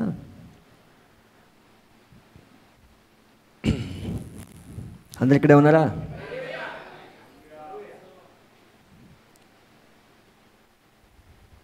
(48) పారాగ్రాఫ్. ఈయన బుద్ధి లేని కన్యకలు గురించి, బుద్ధి గల కన్యకలు గురించి ప్రవక్తను క్వశ్చన్ అడిగినప్పుడు ప్రవక్త మాట్లాడుతూ ఉన్నాడు. పౌలు యొక్క దినములలో ఎఫెసీ సంఘమునకు దూత పౌలు. ఈ సంఘమునకు పౌలును కనుగొనను, దానికి వర్తమానికుడు అతడే. గుర్తించుకోండి, ఎఫెసులో సంఘమును కనుగొన్న పౌలు, ఆ సంఘమునకు వర్తమానికుడు ఆయను. మరి ఆ సమయమున్న ఆత్మ సింహపాత్మ. ఉదయం చూసాం కదా. మరి సింహం అనగా యూదా గోత్రపు సింహమై ఉన్న క్రీస్తు. మరి క్రీస్తు వాక్యమై ఉన్నాడు. పౌలు ఆ కాలం యొక్క వాక్యంతో నిలిచెను. వేల కొలది మంది ఆ కాలంలో నిద్రించని, అది నిజమేనా? మరి అటు పిదప తర్వాత మరో కాలం వచ్చును, అది అంధకార యుగం. సంఘం స్థిరపడినప్పుడు ఎద్దు యొక్క ఆత్మ బయలుపరచడం. ఎద్దు అనేది క్రియలు, శ్రమ మరియు త్యాగములకు సాదృశ్యమై ఉండటం వలన మరి వారు వారి జీవితంలో ఇచ్చివేసరి. వేల కొలది మంది హతసాక్షులుగా మరణించి ఆ కాలంలో నిద్రించరి. వారు ఎదురు చూచున్నారు. చూడండి, అటు పిదప తర్వాత కాలం వచ్చును, లూథర్ సంస్కరణ కాలం. మరి అక్కడ మానవుడి యొక్క యుక్తి మరియు జ్ఞానం బయలు వెళ్ళను. మీరు గమనించిన ఎడల మానవుడు వాటితో బయలు వెళ్ళి మరి అతను దానికి తన యొక్క వివేకమును సూక్ష్మ బుద్ధిని చేర్చను. మరి అదే అతను ఇంకొక దానితో వివాహం ఆడినట్లు చేసినది. చూడండి, అతను కనుక దేవుని యొక్క జ్ఞానంతో మాత్రం నిలిచి ఉండేలా సంస్కరణతో బయటికి వచ్చి ఆ విధంగానే కొనసాగి ఉండిన చక్కగా ఉండేది. అతడు ఏమి చేసాను, ఆ వ్యక్తి లూథరన్ వర్తమానం కలిగి ఉన్న తర్వాత లూథర్ యొక్క మరణం పిదప వారొక లూథరన్ సంస్థ కలిగి ఉండేది. వెస్లీ యొక్క మరణం పిదప ఒక మెథడిస్ట్ సంఘశాఖ లేక సంస్థను కలిగి ఉండెను. అక్కడ మార్గం వెళ్ళుచున్నారు. అవునా? దాన్ని చేసినది. ఇప్పుడు మీరు దీన్ని గమనించాలని నేను మిమ్మల్ని కోరుచున్నాను. చూడండి, ఇప్పుడు ఎవరైనాను మూడవ కాలమైన పెంతెకోస్తు గురించి అడగవచ్చు. మీరు చూడండి, ఆ యుగములలో ప్రతి ఒక్కటి పరిశుద్ధాత్మలో ఒకసారి మునిగినవి. నీతీకరణ పరిశుద్ధాత్మ యొక్క క్రియగా ఉన్నది, శుద్ధీకరణ పరిశుద్ధాత్మ యొక్క క్రియగా ఉన్నది. అయితే బాప్తిసం అనేది పరిశుద్ధాత్మయే. ఆ కారణం వల్లనే ఒక ప్రవచనాత్మక ప్రవక్త రావాల్సి ఉండెను. ఎవరు? ప్రవచనాత్మక ప్రవక్త రావాల్సి ఉండెను. కాలమునకు వర్తమానికుడు లేడు. ఏదైనా పరిశుద్ధాత్మ తనకు తాను వచ్చాను. బాప్తిజంలో ఆయన సంపూర్ణత్వంలో వచ్చాను. చాలా ఎత్తుకమైంది. ఒక సంఘకాలం తర్వాత ఒక సంఘకాలం వచ్చింది. అవునా? ఇది మొదటి సంఘకాలం, దీని తర్వాత రెండవ సంఘకాలం, ఇలా ఒక సంఘకాలం నుంచి ఒక సంఘకాలం వచ్చింది. దీన్ని ఏమంటామంటే దీన్ని ఈ గ్యాప్ని, హల్లెలూయా, ఈ మధ్యలో గ్యాప్ ఉంది కదా, హల్లెలూయా, దీన్ని ఇంగ్లీష్లో ఓవర్ ల్యాప్ అంటారు. ఓకే, ఓవర్ ల్యాప్ అంటారు దీన్ని. ఈ ఓవర్ ల్యాప్ ప్రతి సంఘకాలంలో కూడా ఓవర్ ల్యాప్ ఉన్నది. అంటే ఒక సంఘకాలం నుంచి ఒక సంఘకాలం, అవునా, ఒక దానిలో ఒకది వస్తూ ఉంటుంది. ఇప్పుడు 6వ సంఘకాలంకి వచ్చేసరికి 6వ సంఘాలకి 7వ సంఘాలకి మధ్యలో ఓవర్ ల్యాప్ ఉన్నది. 6వ సంఘాలకి 7వ సంఘాల మధ్యలో ఓవర్ ల్యాప్ ఉన్నది. ఆ ఓవర్ ల్యాపే పెంతెకోస్తు యుగం. 1906 నుండి 1946 వరకు అది ఓవర్ ల్యాప్ పీరియడ్. అది దీనికి వర్తమానికుడు పరిశుద్ధాత్మనే. అర్థమైందా? ఎఫెసీ సంఘాలని పౌలు, స్ఫురణ సంఘాలకి అరేనియస్. ప్రతి సంఘకాలానికి వర్తమానికుడు ఉన్నాడు. కానీ ఈ కాలానికి వర్తమానికుడు లేడు. ప్రవక్త అది మాట్లాడుతున్నాడు. ఈ కాలానికి వర్తమానికుడు ఎవరంటే పరిశుద్ధాత్మనే. అవునా? పరిశుద్ధాత్మనే ఈ కాలానికి వర్తమానికుడు. అందుకే ప్రవక్త ఏమంటున్నాడు, చూడండి, కాలమునకు వర్తమానికుడు లేడు, ఎలాగైనా పరిశుద్ధాత్మే తనకు తాను వచ్చాను. బాప్తిజంలో యొక్క సంపూర్ణత్వంతో వచ్చాను. ఇప్పుడు కొత్త జన్మల ప్రాసెస్ ఏంటి? నీతీకరణ, శుద్ధీకరణ, పరిశుద్ధాత్మ బాప్తిజం. అవునా? ఫస్ట్ నీరు, కొత్తగా జన్మించడం ఏంటి? నీరు, అవునా, రక్తము ప్లస్ ఆత్మ, అప్పుడు శరీరం వస్తుంది. అవునా? అంతేనా? తల్లి గర్భంలో ఉండి నీళ్ళు చంచి పగులుతుంది, తర్వాత రక్తం వస్తుంది, తర్వాత ఆత్మ వస్తుంది, తర్వాత శరీరం. అలాగే సంఘానికి కూడా తిరిగి జన్మించిన అనుభవం. లూథర్ వర్తమానం నీతీకరణ వర్తమానం, అవునా, వెస్లీ వర్తమానం శుద్ధీకరణ వర్తమానం, పెంతెకోస్తు వర్తమానం ఆత్మ బాప్తిజం. మరి మన వర్తమానం ఏంటి? శరీరం. ఏమి రావాలి ఇప్పుడు? శరీరం రావాలి ఇప్పుడు. అవునా? మరి ఈ ఓవర్ ల్యాప్లోనే సంపూర్ణమైన పరిశుద్ధాత్మ దిగొచ్చింది. పరిశుద్ధాత్మ దిగొచ్చింది ఇక్కడ పెంతెకోస్తు కాలంలో జల్లులుగా వచ్చింది అది. అవునా? ఇప్పుడు చూడండి, లవోదిక సంఘకాలం 1946లో 7వ దూత వచ్చాడు. గ్రీస్ మిల్ ఇండియాలో ప్రార్థిస్తున్నప్పుడు, అవునా, మోషేకి అలాగైతే 2 సూచనలు ఇచ్చాడు, అలాగే మన మోషే కూడా 2 సూచనలు ఇచ్చాడు. 1946 నుండి 1963 వరకు అక్కడ సంఘకాలాలకి ముద్దలుగా 7 మంది. 1963లో ఆయన దిగొచ్చాడు, సంపూర్ణమైన వాక్యంగా దిగొచ్చాడు. ఇప్పుడు అక్కడ సంపూర్ణమైన పరిశుద్ధాత్మ, ఇక్కడ సంపూర్ణమైన వాక్యం. అవునా? ఇప్పుడు దేవుడు ఏం చేస్తా ఉన్నాడు? తిరిగి జన్మించిన ప్రాసెస్లో పెట్టాడు ఆయన. అందుకే హెజ్కేల్ దేని చూస్తున్నాడు? మన కాలాన్ని చూస్తున్నాడు. ఇప్పుడు నీతీకరణ వర్తమానం చూస్తూ ఉన్నాడు, శుద్ధీకరణ వర్తమానం చూస్తూ ఉన్నాడు, పరిశుద్ధాత్మ బాప్తిసం చూస్తూ ఉన్నాడు. అవునా? అసలు పరిశుద్ధాత్మ బాప్తిసం అంటే ఏంటి? అదే కదా ఇక్కడ చదివాం.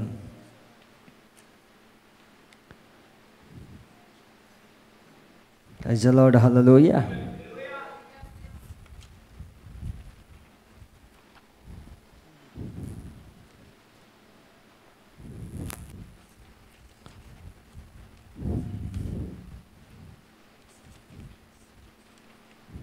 అందరు ఇక్కడే ఉన్నారా? ఇప్పుడు చాలామంది ప్రజలు అక్కడే మిశ్రమమయ్యారు. వారు పరిశుద్ధాత్మ పొందామని తలంచారు, అయితే వారు ఒక నూతన ఆత్మ మాత్రమే పొందారు. నూతన ఆత్మ మాత్రమే పొందారు. అవునా? శుద్ధీకరణ జీవితానికి పరిశుద్ధాత్మ బాప్తిసం పొందుకున్న జీవితానికి చాలా వ్యత్యాసం ఉన్నది. శుద్ధీకరణ జీవితం వేరు, పరిశుద్ధాత్మ బాప్తిసం పొందుకోవడం వేరు. నేను సిగరెట్లు మానేశాను, సినిమాలు చూడడం మానేశాను, ఆభరణాలు పెట్టుకోవడం మానేశాను. ఇదేంటి? శుద్ధీకరణ జీవితం. అవునా? అది శుద్ధీకరణ జీవితం. శుద్ధీకరణ జీవితంలో నువ్వు పరలోకం పోలేవు. శుద్ధీకరణ జీవితంలో నువ్వు పరలోకం పోలేవు. అలాగైతే చాలామంది పరలోకంలో ఉండాలి. నీకంటే నీతిగా జీవించేవాళ్ళు, నీకంటే ఎంతో యథార్థంగా ఉండేవాళ్ళు కొన్ని లక్షల కోట్ల మంది ఉన్నారు బయట. కానీ పరిశుద్ధాత్మ బాప్తిసం అంటే ఏంటి? స్వయంగా ఆయనే నీలోకి రావడం, స్వయంగా ఆయనే నీలో కుమ్మరించుకోవడం. హల్లెలూయా. అందుకే హెజ్కేల్ ఏమంటా ఉన్నాడు ఇక్కడ? నూతన ఆత్మను అంటున్నాడా? ప్రైజ్ ది లార్డ్, హల్లెలూయా. నూతన హృదయం మీకు ఇచ్చేదను, నూతన స్వభావం మీకు కలగజేసేదను, రాతి గుండె మీలోని తీసివేసి మాంసం గుండె మీకు ఇచ్చేదను, నా ఆత్మను మీ అందుంచి. ఎవరాత్మ అది? ఆయన ఆత్మ. ఇప్పుడు ఏ ఆత్మ కావాలి? ఇప్పుడు నూతన ఆత్మ కాదు, ఆయన ఆత్మ కావాలి. ఇప్పుడు ఆయన ఆత్మ మనలో నివసించాలి. ఇప్పుడు నూతన హృదయం అంటే లోక సంబంధమైన కార్యాల నుండి నువ్వు తిరగడం, కృప వైపు తిరగడం, మారుమనసు పొందడం, అది నూతన హృదయం. అది నూతన ఆత్మ అంటే నీ ఆత్మ కొత్తదిగా మార్చబడినప్పుడు, అంటే మంచి కార్యాలు చేస్తున్నప్పుడు, అది నూతన ఆత్మ. అది అవునా? శుద్ధీకరణ జీవితం.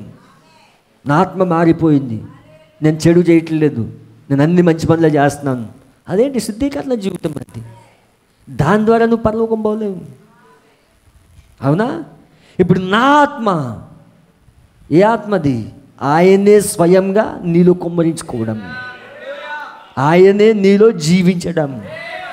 ఎప్పుడైతే ఆయన ఆత్మ వచ్చిందో, ఇప్పుడు క్రీస్తు నీలో ఉండి కార్యములు జరిగిస్తాడు. ఆయన నీలో ఉండి ఏం చేయాలనుకుంటున్నాడు? ఆయన ప్రణాళికలు ఏదైతే మిగిలిపోయిందో, ఏదైతే ఇంకా జరగాలో, దాన్ని నీ ద్వారా ఇప్పుడు చేస్తా ఉన్నాడు ఆయన. అర్థమవుతుందా? ఏదైతే మిగిలిపోయిందో ప్రణాళికలో, అది నీ ద్వారా చేస్తా ఉన్నాడు. ఇప్పుడు యేసుక్రీస్తు భూమి పైన ఉన్నప్పుడు ఏ కార్యములు అయితే ఇంకా మిగిలిపోయాయో, అవి ఇప్పుడు వధువు శరీరంలో ఉండి, మన శరీరాల్లో ఉండి ఆయన చేస్తా ఉన్నాడు. అదే ఆయన ప్రణాళిక అయి ఉన్నది. ఇప్పుడు పరిశుద్ధాత్మ బాప్తిసం ఏం చేస్తుంది? నూతన సృష్టిగా మార్చేస్తుంది. పరిశుద్ధాత్మ బాప్తిసం అంటే సినిమాలు మానేయడం కాదు. శుద్ధీకరణ జీవితం అఫ్కోర్స్ ఓకే, శుద్ధీకరణ జీవితం ఉండాలి, కానీ దానికంటే ఉన్నతమైంది. సంఘ శాఖలు ఏం చెప్తాయి? నీకు నిత్య జీవం ఉన్నదని అడుగుతాయి. అసలు నిత్య జీవం అంటే ఏంటి? నిత్య జీవం అంటే చాలా జాగ్రత్తగా వినండి. నువ్వు ఆయనలో భాగమై ఉన్నావు. అవునా? దేవుని కుమారుడిగా కుమార్తెగా ఉన్నావు. నీ స్థానంలో నువ్వు పడిపోయావు. ఆదాము తన స్థానంలో పడిపోయాడు. ఇప్పుడు ఆదాముని మరలా ఆ స్థానంలో తీసుకురావడమే విమోచన ప్రణాళిక యొక్క భాగం. అది ఏ స్థితిలో అయితే పడిపోయాడో ఆ స్థానంలోకి తీసుకురావడం. ఇప్పుడు నువ్వు ఒకప్పుడు దేవుడు కుమారుడు, ఒకప్పుడు దేవుడు కుమార్తెవి. ఇప్పుడు మరలా స్థానం తీసుకురావడం, ఆ కుమారత్వంలో తీసుకురావడం, ఆ స్థానంలో తీసుకొచ్చి పెట్టడమే అవునా నిత్య జీవం. అది సంఘశాఖలు అంటాయి, నీకు నిత్య జీవం ఉందా? నువ్వు రక్షించబడ్డావా? నిత్య జీవం కూడా రెండు రకాలుగా పొందుకోవచ్చు. నిత్య జీవాన్ని రెండు రకాలుగా పొందుకోవచ్చు. ఎందుకంటే నువ్వు మంచి క్రియలు చేసి రెండవ పునరుద్ధరణలో లేచినప్పుడు నీకు దేవుడు నిత్య జీవాన్ని ఇస్తాడు. ఆ నిత్య జీవం ఏంటంటే అది ఒక గిఫ్ట్గా ఇస్తాడు దాన్ని. కానీ ఇప్పుడు పొందుకునేది గిఫ్ట్ కాదు. అది నువ్వు తిరిగి జన్మించడం వలన, నువ్వు పరిశుద్ధాత్మతో నింపబడడం వలన ఈ నిత్య జీవము నిన్ను వారసుని చేస్తూ ఉన్నది, నిన్ను కుమారుడిగా చేస్తూ ఉన్నది, నిన్ను కుమార్తెగా చేస్తూ ఉన్నది. అక్కడ వాళ్ళు పొందుకునే నిత్య జీవము వాళ్ళు కుమారులు కాదు, కుమార్తెలు కాదు. అర్థమైందా? రెండవ పునరుద్ధానంలో మంచి క్రియలు బట్టి గిఫ్ట్గా పొందుకునే నిత్య జీవం అనేది కుమారత్వంలో తీసుకురాదు. ఏది కుమారత్వంలో తీసుకొస్తుందంటే ఇప్పుడు నువ్వు నీతీకరణ ద్వారా, శుద్ధీకరణ ద్వారా, పరిశుద్ధాత్మ బాప్తిస్మం ద్వారా తిరిగి జన్మించినప్పుడు నువ్వు కుమారుడిగా కుమార్తెగా ఆ స్థానంలో పెట్టబడతా ఉన్నావు. తిరిగి జన్మించడం ద్వారా పరిశుద్ధాత్మ బాప్తిస్మం అంటే ఆయన క్రియలు నువ్వు చేయడం, ఆయనే వ్యక్తిగా నీలోకి వచ్చి కార్యములు జరిగించడం, అదే పరిశుద్ధాత్మ బాప్తిస్మం. పరిశుద్ధాత్మ బాప్తిస్మం అంటే చూడండి, ఇప్పుడు మలాకి 4 ఉన్నాడు మన కాలపు ప్రవక్త. అవునా? ఈయన లేఖనాలు బైబిల్లో ఉన్నాయి. మలాకి 4 లేఖనం, ప్రకటన 17 లేఖనం, ప్రకటన 3:14 ఈయన లేఖనం, లూకా 17:30 ఈయన లేఖనం. అవునా? ఇవన్నీ గుర్తించడమే పరిశుద్ధాత్మ బాప్తిజం. ఇప్పుడు నీ లేఖనాలు బైబిల్ గ్రంథంలో పడి ఉన్నాయి. నీ లేఖనాలు గుర్తించడం, నీ పారాగ్రాఫులు ఈ పుస్తకంలో పడి ఉన్నాయి. నీ పారాగ్రాఫులు గుర్తించడం అదే పరిశుద్ధాత్మ బాప్తిజం. హల్లెలూయా! అదే పరిశుద్ధాత్మ బాప్తిజం. ఇప్పుడు నీ లేఖనాలు పరిశుద్ధ గ్రంథంలో ఎక్కడో పడి ఉన్నాయి. నీకు బయలుపాటు వచ్చినప్పుడు, నీకు ప్రత్యక్షత వచ్చినప్పుడు అవి నువ్వు చూసుకోగలవు. నా లేఖనాలు నేను చూసుకోగలను, నీ లేఖనాలు నువ్వు చూసుకోగలవు. ఆ లేఖనాల్లో నీ జీవితం ముడిపడి ఉంటుంది. ఎక్కడో నీ జీవితం ఆ గ్రంథంలో ముడిపడి ఉన్నది. ఇది నా లేఖనమని నువ్వు వ్యక్తిగతంగా చూసుకోవాలి. ఇది నీ లేఖనమని నేను చెప్పలేను, ఇది నీ లేఖనమని నేను చెప్పలేను. నీవు వ్యక్తిగతంగా, నీకు వ్యక్తిగతంగా దేవుడు ప్రత్యక్షత ఇస్తాడు. మలాకి 4 ఎలాగైతే ప్రత్యక్షత ఇచ్చాడో, ఈ కాలపు ప్రవక్త ఎలాగైతే ప్రత్యక్షత ఇచ్చాడో, ఆయన వర్తమానం చెప్తున్నప్పుడు ఏం చెప్తున్నాడు? మలాకి 4 భూమిపైన ఉండాల్సి ఉన్నది. ప్రకటన 17 ఈ సమయంలో భూమిపైన ఉండాల్సి ఉన్నది. లూకా 17 జరగవలసి ఉన్నది. ఆదికాండం 18 జరగవలసి ఉన్నది. ఏం చెప్తున్నాడు ఆయన? తన లేఖనాలు చెప్తా ఉన్నాడు ఆయన. మరి ఇప్పుడు వధువే ప్రసంగిస్తుంది, తన లేఖనాలు వధువు ప్రసంగిస్తుంది. ఏ వర్తమానం తీయండి, ఆయన మలాకి 4 కోసం చెప్పుకుంటున్నాడు. లూకా 17:30 చెప్పుకుంటున్నాడు. ఆయన ఆదికాండం 18 చెప్పుకుంటున్నాడు. ఏ వర్తమానాలు తీయండి, ప్రతి వర్తమానంలో చివరిలో చెప్పేది ఆయదే. ఇదిగో లోతు దినాల్లో జరిగినట్లుగా అన్నాడా లేదా? నోవాహ దినాల్లో జరిగినట్లుగా మనిషి కుమారుల దినంలో జరుగును అన్నాడా లేదా? ఏం బోధిస్తాడు ఆయన? తన లేఖనాలను బైబిల్ గ్రంథంలో గుర్తింపజేసుకుంటా ఉన్నాడు. ఇప్పుడు వధువు ఏం చేస్తుంది? ఇప్పుడు వధువేం ప్రసంగిస్తుంది? ఇప్పుడు తన లేఖనాలను బైబిల్ గ్రంథంలో ఎక్కడున్నాయో గుర్తింపు చేసుకుంటా ఉంటుంది ఆమె. దేవుడా మన మమ్మీ కలిగిన గాక. హల్లెలూయా. ఆ యొక్క గ్యాప్లో, ఓవర్లాప్లో ఏం జరుగుతుంది? 6వ సంఘాలకి 7వ సంఘాల మధ్యలో సంపూర్ణంగా వాక్యం వచ్చింది, ఆత్మ వచ్చింది. ఆత్మ నుండి సంపూర్ణమైన వాక్యం, సంపూర్ణమైన వాక్యం నుండి సంపూర్ణమైన శరీరంలో ప్రత్యక్షపరచబడుట. ఆత్మ, వాక్యం, ఆ వాక్యం వల్ల శరీరంలో మేనిఫెస్టేషన్ అవడం.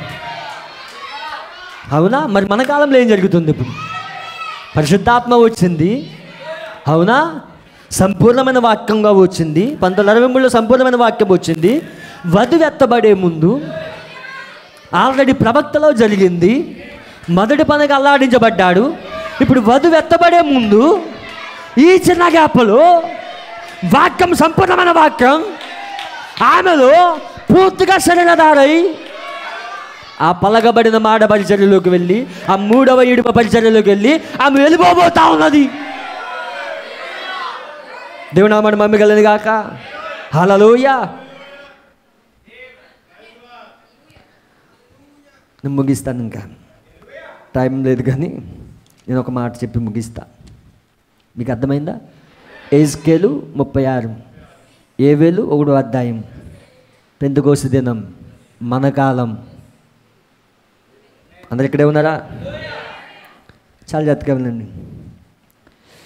ప్రవక్త మాట అంటున్నాడు, నేను అడవి శాఖలు పర్యవేక్షణగా ఉద్యోగం చేయుచున్నప్పుడు అచ్చటున్న ఒక చిన్న స్థలం ఎద్దుకు వెళ్ళటం నాకు అలవాటు. ప్రవక్త చాలా ఉద్యోగాలు చేశాడు. పర్యవేక్షకుడిగా ఉద్యోగం చేస్తున్నప్పుడు అచ్చట ఒక చిన్న స్థలం ఎద్దుకు వెళ్ళటం నాకు అలవాటు. నా జీవితంలో చూసిన ఓటలలో అదే చాలా సంతోషంగా ఉప్పొంగే ఊట నేను తలంచుచున్నాను. ఊట అచ్చుటున్న చిన్న ఊట ఎల్లప్పుడూ ఉప్పొంగుచు మరి ఉరకలు వేస్తూ ఉండును. కావున ఒక దినము నా ఊట వైపుగా వెళ్ళాను. నేను దాని దగ్గర కూర్చుని, ఓ చిన్న ఊట, ప్రవక్తనండి, నువ్వు ఈ విధంగా ఆనందంగా ఉండినట్లు నిన్ను చేయుచున్నది ఏది? నువ్వెల్లప్పుడు ఉప్పొంగుచు మరి ఉరకలు వేయచ్చు ఎట్లుండగలుగుతున్నావు? ఇక్కడ కూడా కొన్ని ఓట్లు ఉన్నాయి, ఇప్పుడు ఉప్పొంగుతా ఉన్నాయి, ఉరకలు వేస్తూ ఉన్నాయి. ఏ సమస్యలు లేవా మీకు? వ్యాధులు లేవా? బాధలు లేవా? ఆర్థిక సమస్యలు లేవా? ఎందుకు ఆమె చెప్తున్నావు? ఎందుకు ఉప్పొంగుతున్నావు? నువ్వు ఎల్లప్పుడూ ఉప్పొంగుచు మరి ఉరకలు వేయచ్చు ఎట్లుండగలుగుతున్నావు? ఒకవేళ నీలో నుండి నీళ్ళని జింకలు త్రాగడం వలన అలా ఉరకలు వేస్తున్నావా? జింకలు వచ్చి తాగుతున్నాయని నువ్వు ఉరకలు వేస్తున్నావా? ఒకవేళ అది మరలా మాట్లాడగలిగి నాతో ఈ విధంగా చెప్పవచ్చు, లేదు గ్రంథం సోదడా, లేదు, సరే బహుశా ఎలుగుబంటులు నీలో నుండి నీళ్లు త్రాగడం వలన నిన్ను సంతోషంగా ఉండినట్లు చేయుచున్నదా అని అడిగాను. ఆ ఓట, లేదు గ్రంథం సోదడా, దానికి కారణం అది కాదు.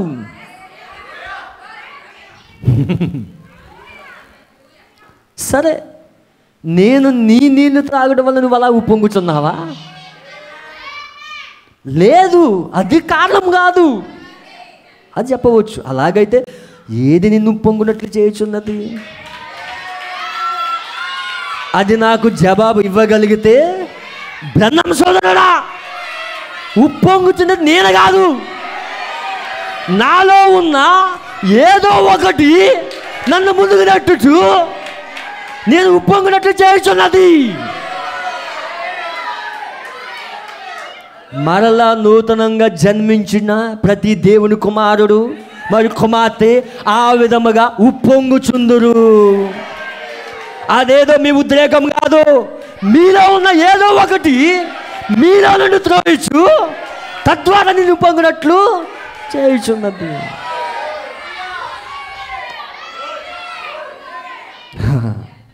నువ్వెందుకు పొంగుతున్నావు?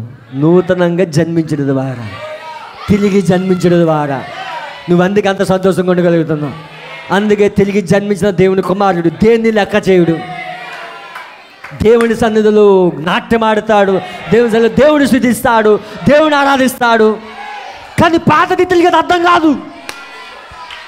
వీళ్ళేమో పిచ్చోళ్ళ, వీళ్ళు వెలురు వాళ్ళ, అది పాత తిత్తు. అదే నువ్వు కొత్త తిత్తు అయితే మాతో కలిసి ఆమేన్ చెప్తావు, మాతో కలిసి దేవుని స్తుతిస్తావు, దేవుని ఆరాధిస్తావు. తిరిగి జన్మించిన క్రైస్తవుడు మౌనంగా కూర్చోలేడు. దేవుని యొక్క వాక్యానికి ఆమేన్ చెప్తాడు, దేవుని యొక్క వాక్యాన్ని ప్రతిస్పందిస్తాడు. ఏం జరుగుతుంది? మన లేఖనాలు మనం గుర్తింపజేసుకుంటా ఉన్నాం. మన లేఖనాలు ఎక్కడ ఒప్పాడు ఉన్నాయి. ఇప్పుడు పరిశుద్ధాత్మ బాప్తిసం అంటే అది. పరిశుద్ధాత్మ బాప్తిసం అంటే శుద్ధీకరణ జీవితం కాదు, నిత్య జీవం. 2 రకాలుగా పొందుకోవచ్చు. ఒకటి 2 పునరుద్ధానాలు పొందుకోవచ్చు. కానీ మనం పొందుకునేది అది కాదు. ఆయన వారసులుగా, ఆయన కుమారులుగా, ఆయన కుమార్తెలుగా ఇప్పుడు నీతీకరణ వర్తమానం ద్వారా, శుద్ధీకరణ వర్తమానం ద్వారా, పరిశుద్ధాత్మ బాప్తిసం ద్వారా, తిరిగి జన్మించడం ద్వారా ఆయన కుమారులుగా, కుమార్తెలుగా నిత్య జీవాన్ని పొందుకుంటా ఉన్నాం. ఒక్క విషయాన్ని చెప్పి ముగిస్తాను నేను, టైం అవుతుంది కాబట్టి. అసలు నువ్వు మారు మనసు పొందక ముందే నీకు నిత్య జీవం ఉంది. నమ్ముతావా? నువ్వు పాపములో ఉన్నప్పుడే నీకు నిత్య జీవం ఉంది. ఉందా లేదా? ఎందుకు? నువ్వు వచ్చింది అక్కడి నుంచి. అందుకే ఆయన ప్రణాళిక నీలో జరిగిస్తున్నప్పుడు నీకు అర్థమైంది, నేను నిత్య జీవంలోంచి వచ్చాను, ఇప్పుడు నిత్య జీవంలో వెళ్ళిపోతున్నాను. ఆ బయలుపాటు కలిగి ఉంటాడు దేవుని కుమారుడు. ఆ బయలుపాటు ప్రత్యక్షత కలిగి ఉంటాడు. ఎందుకు? మనం నిత్య జీవంలోంచి వచ్చాం, మళ్ళా నిత్య జీవంలోకి వెళ్ళిపోతున్నాం. మనలోనే ఉన్నది నిత్య జీవం. నిత్య జీవమునకు వారసులు మీరు. అందుకే మనలో ఉన్న చెత్త, ఆ ఉజ్జీవం వచ్చినప్పుడు ఏమవుతుంది? చెత్త అంతా పోతుంది, లోక కార్యాలన్నీ పోతాయి. హల్లెలూయా. ఎందుకు? ఆ ఊట ఉప్పొంగుతా ఉన్నది. ఆ ఊట ఇప్పుడు మనమే, ఏదో నెట్టుతా ఉన్నది. జీవజలపు ఊట. యేసు బేసులో జీవజలపు ఊట ఉన్నది. ఆ ఊట ఎప్పుడు వస్తూనే ఉంటుంది, ఎప్పుడు ఉబుకుతూనే ఉంటుంది. ఆ ఊట ఆగిపోదు, మీ ఉద్యమం ఆగిపోదు, ఊట వస్తూనే ఉంటుంది. అందుకే నీ ఉద్యమం ఆగిపోదు. 6 నెలల ఉద్యమం కాదు, సంవత్సరం ఉద్యమం కాదు, ఆ ఊట వస్తూనే ఉంటుంది. ఒక తిరిగి జన్మించిన క్రైస్తవుడు ఎప్పుడు ఉద్యమంలో ఉంటాడు, ఉద్యమం ఆగిపోడు. దేవుడు ఎప్పుడు తాజా ఆహారాన్ని పంపిస్తూ ఉన్నాడు, తాజా అభిషేకాన్ని పంపిస్తూ ఉన్నాడు, తాజా వర్తమానాన్ని పంపిస్తూ ఉన్నాడు, కొత్త ద్రాక్షారసాన్ని పంపిస్తూ ఉన్నాడు. ఆ పెంతెకోస్తు మేడగదిలో, ఆ పెంతెకోస్తు యొక్క మేడగదిలో కొత్త ద్రాక్షారసంతో నింపేశాడు ఆయన. ఆ 120 తిత్తులు పరిశుద్ధాత్మతో నింపబడ్డాయి. మరి ఈరోజు సంపూర్ణమైన వాక్యం. ఏ కాలంలో ఉన్నాం మనం? సంపూర్ణమైన వాక్యం, పూర్తి వాక్యం బయలుపరచబడిన కాలంలో ఉన్నాం. అందుకే నులివెచ్చని స్థితిలో ఉండడానికి కాదు, చచ్చిపడి ఉన్న స్థితిలో ఉండడం కాదు, వాక్యం వస్తున్నప్పుడు స్పందించే విధముగా, ఆ సజీవమైన దేవుడి సంగముగా దేవుడు ఉండాలని కోరుతా ఉన్నాడు. అందుకే దేవుని సన్నిధికి వచ్చినప్పుడు నీ సమస్యలు తీసి పక్కన పెట్టు, నీ పాత తిత్తి తీసి పక్కన పెట్టు, నీ పాత సిద్ధాంతాలు తీసి పక్కన పెట్టు, నీ మానవ జ్ఞానం తీసి పక్కన పెట్టు. వాక్యం వస్తున్నప్పుడు ఆనందించు. పరిస్థితులు ఏమైనా పర్వాలేదు, సమస్తము చేయగల దేవుడు ఒక ఆయన ఉన్నాడు. పరిస్థితులను మార్చగల దేవుడు ఆయన. నీ పరిస్థితులన్నీ క్షణంలో మార్చగలడు ఆయన. ఆయనకి ఏదైనా సాధ్యమే. అలాంటి దేవుడు నువ్వు నమ్ముతా ఉన్నావు, ఆయనలో భాగమై ఉన్నావు, ఆయనలో వచ్చావు నువ్వు, మళ్ళీ ఆయన దగ్గరికి వెళ్ళిపోబోతున్నావు. అందుకే నువ్వు ఒక మంచి బిందువు. నువ్వు ఆ నీతి సూర్యుడు ప్రకాశించినప్పుడు మళ్ళా నువ్వు స్థలానికి వెళ్ళిపోబోతున్నావు. ఈ దినములో ఏదో ఒక ఉదయమున 6-9 మధ్యలో మనం వెళ్ళిపోబోతున్నాం మన ఇంటికి.